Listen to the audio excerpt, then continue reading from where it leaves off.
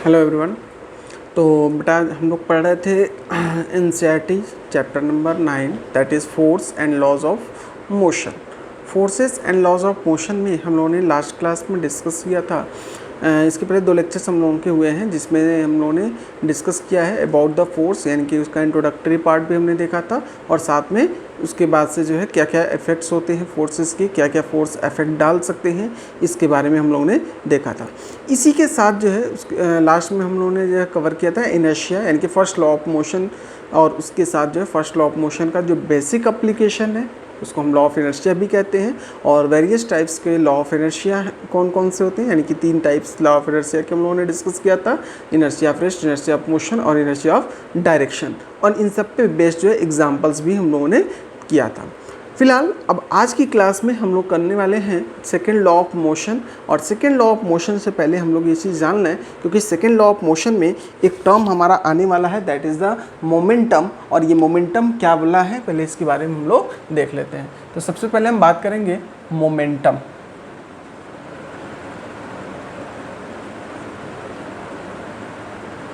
तो अगर हम डेफिनेशन की बात करें तो total motion contained in a body, total motion contained in a body, total motion contained in a body is called momentum।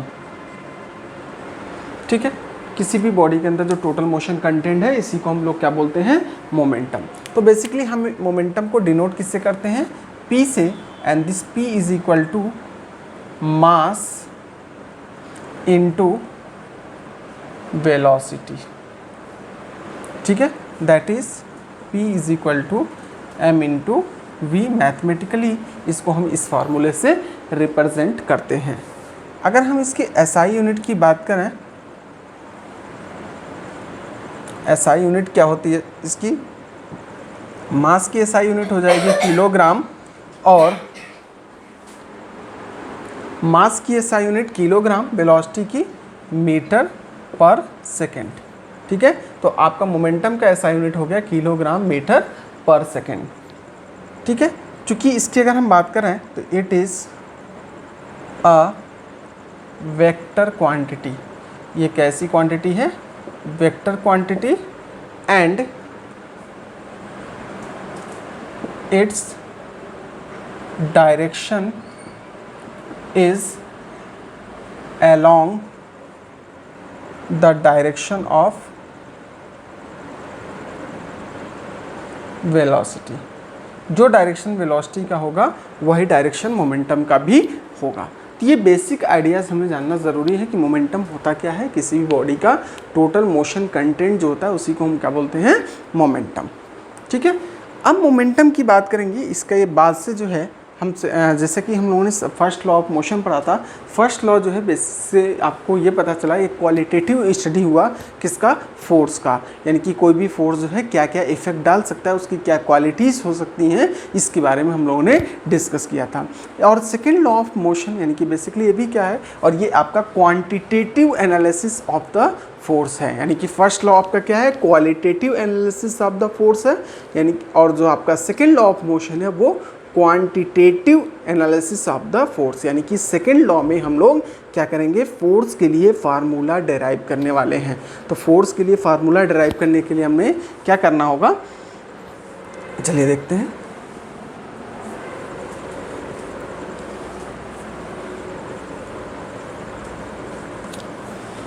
सबसे पहले सेकेंड लॉ का स्टेटमेंट की अगर हम बात करें तो सेकेंड लॉ क्या है,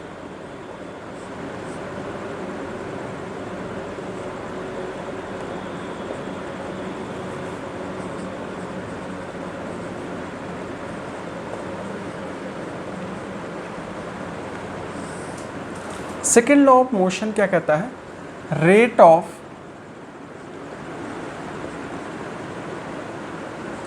change of momentum, rate of change of momentum of a body with respect to time is directly proportional to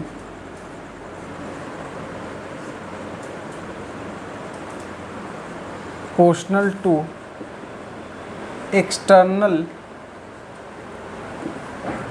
force applied to it. Rate of change of momentum of a body with respect to time is directly proportional to the external force applied to it. कहने का मतलब ये है कि अगर कोई एक block है, एक बॉडी है, ठीक है, इस पर हमने कोई एक फोर्स लगाया दैट इज F, ठीक है, और इसकी जो वेलोसिटी थी, यहाँ पर इसकी वेलोसिटी u थी और इसकी वेलोसिटी जो है क्या बन गई, दैट इज v। इसकी वेलोसिटी क्या हो गई, v। अब v वेलोसिटी अगर है तो उस केस में जाहिर सी बात है ये फोर्स इसका कुछ ना कुछ मास रहा होगा, दैट इज द मास, यानी इसका जो है मास आपका m है। तो यहाँ से यहाँ तक इसकी जो वेलोसिटी में चेंज हुआ है उसका क्या रोल है, तो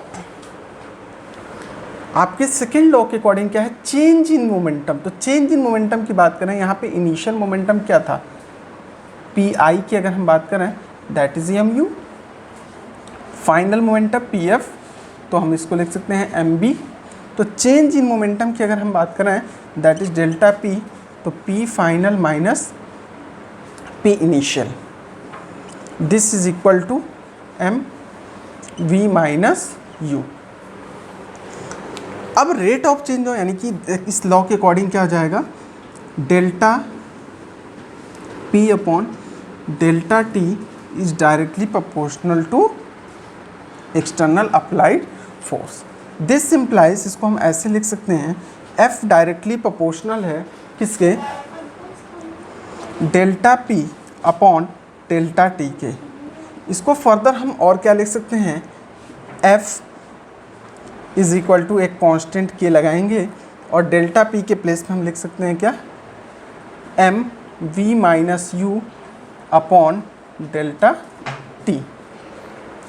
सिंपली यहाँ पे सिंस के की वैल्यू होती है 1, तो यहाँ से हम लिख सकते हैं F is equal to M, और इसको v माइनस यू मतलब इसको हम लिख सकते हैं change in velocity upon time.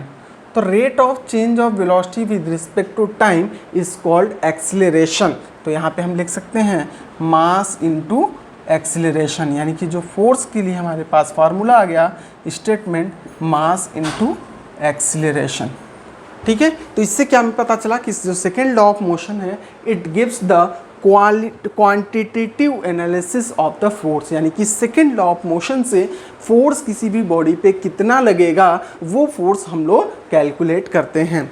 ठीक है, उसका मैग्नीट्यूड कैलकुलेट कर सकते हैं, यानी कि उसकी क्वांटिटी कितनी है ये हम लोग कैलकुलेट कर सकते हैं। फर्स्ट लॉ से हमें सिर्फ ये पता चलेगा कि किसी भी बॉडी पे फोर्स लग रहा है कि नहीं लग रहा है, और अगर फोर्स लग रहा है तो वो फोर्स क्या इफ़ेक्ट दिखा सकता है।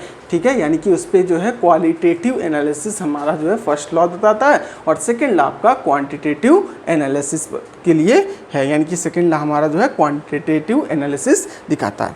इसी में आगे चल करके एक चीज़ और भी आता है, एक term that is the impulse, बहुत इंपॉर्टेंट है। अच्छा, यहाँ पे हम सबसे पहले फोर्स की बात करें तो फोर्स की एसआई यूनिट क्या होगी, इसको रब कर रहे हैं ऊपर।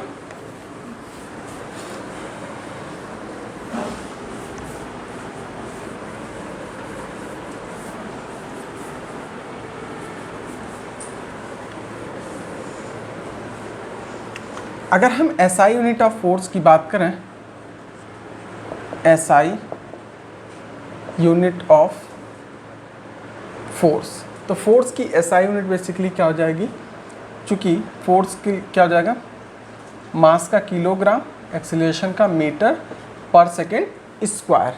ठीक है, और इसी को हम क्या बोलते हैं, न्यूटन। तो फोर्स की एसआई यूनिट क्या होती है, न्यूटन, यानी कि 1 newton is equal to 1 kg metre per second square. ठीक है, यहाँ पे फोर्स की बात करें तो force is also a vector quantity, force is a vector quantity. ठीक है, अब हमने देखा था यानी कि force is equal to delta P upon delta T. Force is equal to delta P upon delta T. अगर हम इसको इधर की तरफ ट्रांसफर कर लें, that is F delta T. ठीक है, एफ डेल्टा टी को अगर हम बात करें तो this is equal to delta P. Delta का मतलब यहाँ पे बेसिकली चेंज से है, तो इसी एफ डेल्टा पी को हम क्या बोलते हैं, impulse. This is called impulse, और impulse is equal to change in momentum. Impulse किसके इक्वल होता है, चेंज इन मोमेंटम।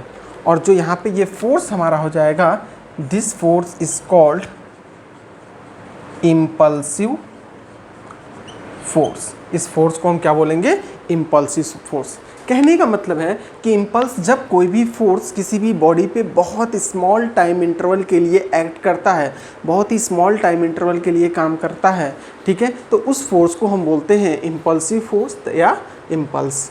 ठीक है, चलिए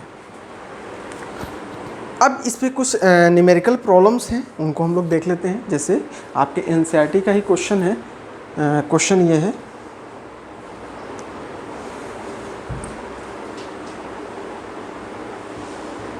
एग्जाम्पल नंबर 9.1। NCERT example 9.1। तो 9.1 देख लीजिए क्या कहता है।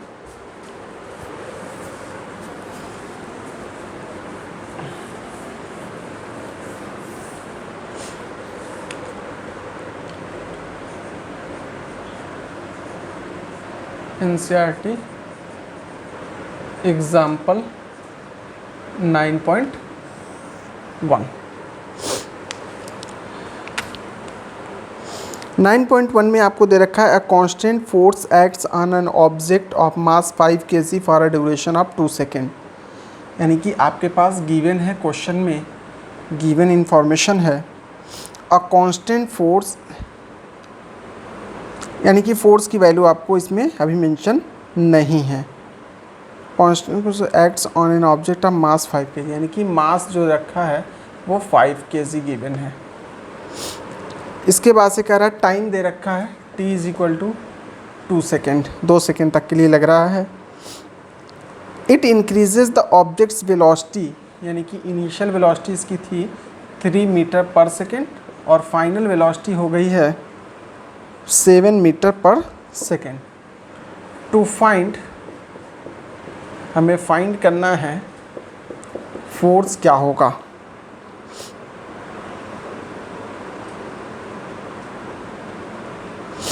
और दूसरा, if time is equal to 5 second, अगर टाइम यहाँ पे 5 सेकेंड हो तो उस केस में v will be what, final velocity इसकी क्या होगी। ये दो चीज़ें हमें फाइंड करनी है। तो देखिए सॉल्यूशन में सबसे पहले इस केस के लिए फोर्स इज इक्वल टू क्या जाएगा, mass final velocity minus initial velocity upon time. Mass हमारे पास क्या है 5 kg, final velocity 7, initial velocity 3, time कितना लग रहा है 2। सॉल्व कर, सब एसआई सिस्टम में कन्वर्ट करने की ज़रूरत नहीं है। तो 5 × 4 अपॉन 2 दैट इज़ 10 न्यूटन। जो फोर्स इस पे लग रहा है 10 न्यूटन का लग रहा है। कह रहा है कि अगर यही फोर्स कितने 5 सेकेंड के लिए लग रहा होगा तो फाइनल वेलोसिटी क्या होगी। तो सबसे पहले हम एक्सीलरेशन की बात करें तो acceleration is equal to force upon mass. Force कितना 10, मास कितना है 5, this will be equal to 2 metre per second square is the acceleration. अब अगर टाइम की वैल्यू 5 सेकेंड है और तो फाइनल वेलोसिटी निकालना है तो v इज इक्वल टू हम लिख सकते हैं u plus 80। This implies v is equal to u हमारे पास कितना था 3, एक्सीलरेशन कितना है 2, टाइम कितना है 5 सेकेंड, यानी कि 5 का स्क्वायर हो जाएगा यहाँ पे। तो 3 + 2 × 25 that is 50 and this will be equal to 53 metre per second. ये जो है इसकी फाइनल वेलोसिटी हो जाएगी।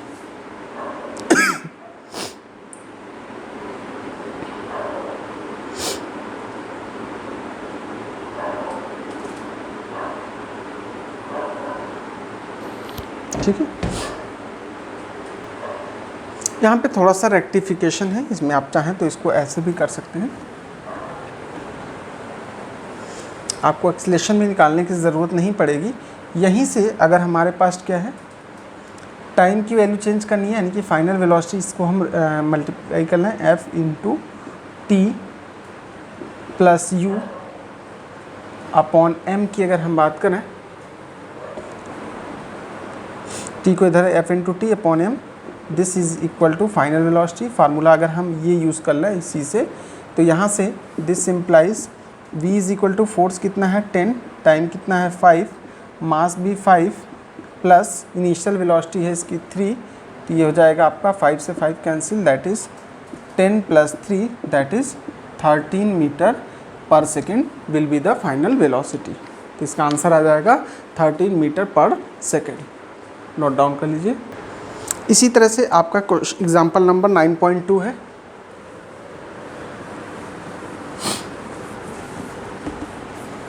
इसी पे बेस्ड जो है एग्जाम्पल 9.2 है।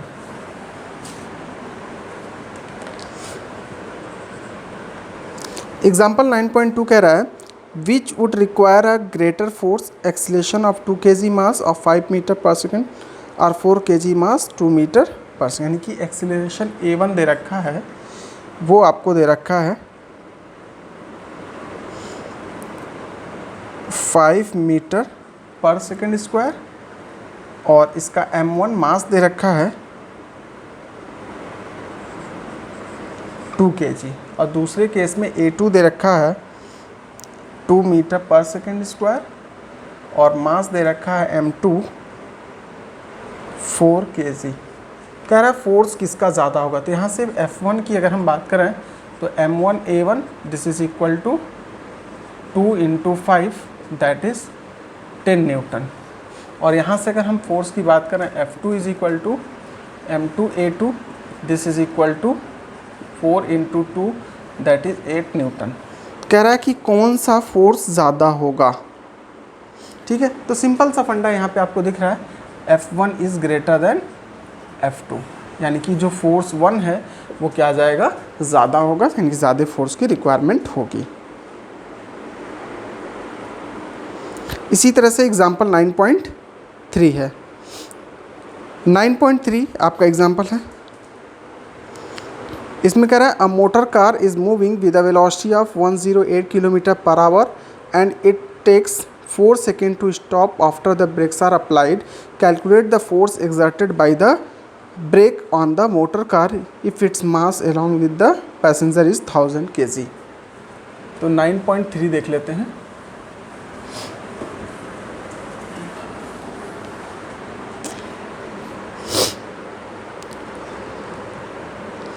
यहाँ पे 9.3 कह रहा है motor car is moving with the velocity of 108 kilometre, यानी कि गिवन क्या है u is equal to 108 km/h। इसको हम लिख सकते हैं 108 × 5/18, 18 6 that is 30 metre per second. और क्या गिवन है इसमें, ये takes 4 seconds to stop after the brake is applied, यानी कि टाइम लग रहा है 4 सेकेंड, स्टॉप हो रहा है मतलब कि फाइनल वेलोसिटी 0।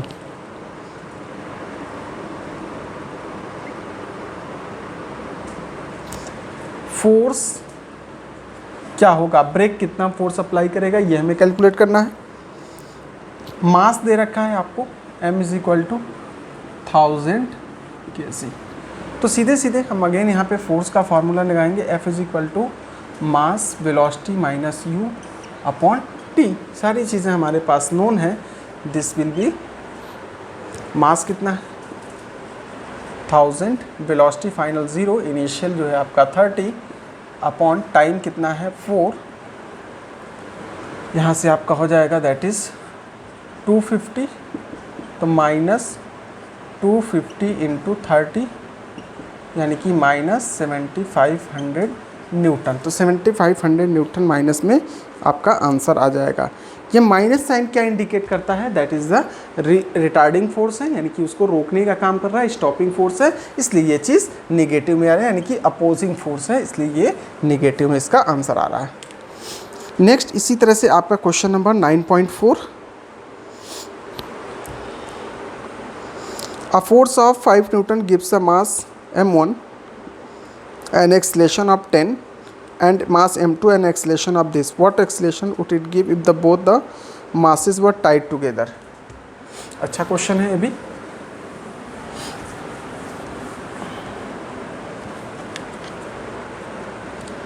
Nine point